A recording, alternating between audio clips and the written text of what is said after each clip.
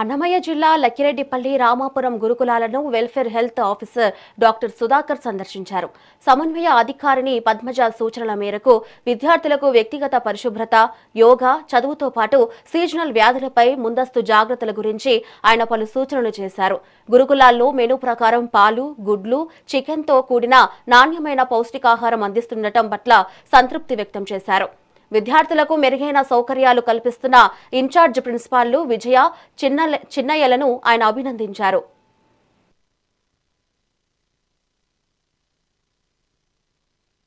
Doctor BR Ambedkar సాంఘిక సంక్షేమ గురుకుల పాఠశాలను తనిఖీ కోసం వచ్చాము. ఇక్కడ పిల్లల్లో డిసిప్లిన్ కానీ, మానసిక ఆరోగ్యం, శారీరక ఆరోగ్యం వాటి గురించి పిల్లలకు వివరించాము. అలాగే ఇక్కడ మరుగుదొడ్లను, పిల్లలు నివసించేటువంటి డార్మెటరీని, వంట రూమును, భోజనశాలను మొత్తం క్షుణ్ణంగా తనిఖీ చేయడం జరిగింది. అలాగే విద్యార్థులతో పాటు నేను కూడా భోజనం చేయడం జరిగింది.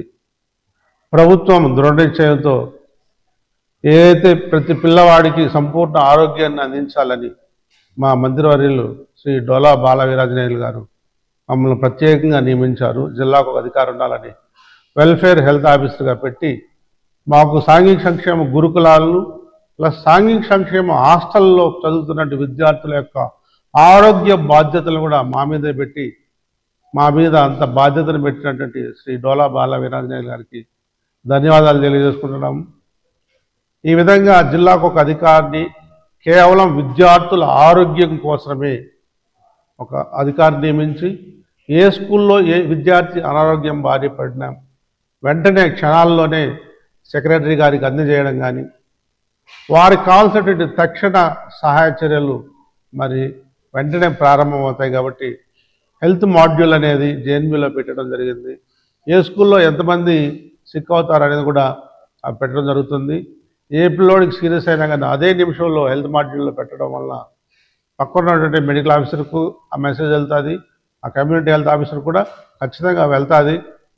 వెళ్ళి పిల్లవాడికి సమయానికి ఇవ్వాల్సినటువంటి సరైన చికిత్సను అందించి వారిని కాపాడుకునే దేవే ప్రభుత్వం ఉంది. కాబట్టి అందుకోసమే మమ్మల్ని నియమించినారు. కాబట్టి నేను ఈరోజు లక్కిరెడ్డిపల్లి స్కూళ్ళను ప్లస్ ఈరోజు రామాపురం స్కూల్ను రెండింటిని కూడా తనిఖీ చేయడం జరిగింది.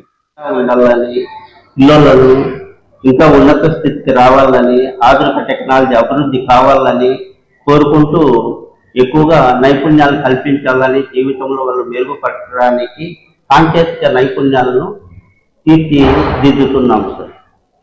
ఇక్కడ ఇప్పుడు ఈ స్కూల్లో కూడా మౌలిక వస్తువుల కొంతవరకు కొరత ఉన్నది. ఈ కొరతను అధిగమించడం కోసం మీరు ఏ విధంగా చర్యలు తీసుకుంటారు? మౌలిక వస్తువులుగా చెప్పాలంటే అలా ముఖ్యంగా కొన్ని వాటర్ ప్రాబ్లమ్స్ కొన్ని ఉండాలి. ఈ మధ్య పూర్వ విద్యార్థులు ఒక బోర్ వేయించారు.